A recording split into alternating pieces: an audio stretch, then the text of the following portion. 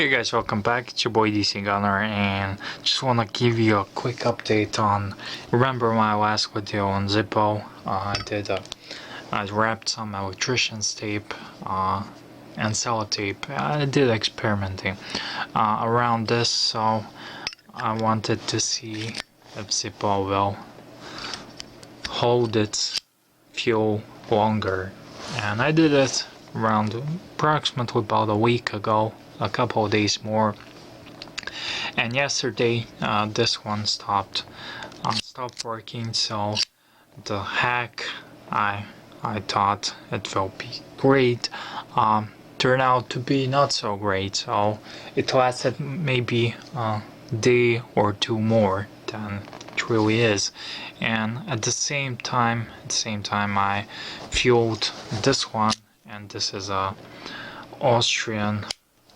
IMCO triplex lighter, works on Zippo fuel as well, and I lighted this one, and like you can see it's working. So this is,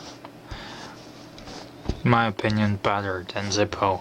Zippos are still cool, but this little hack Bob came up with is not really working. So I don't know.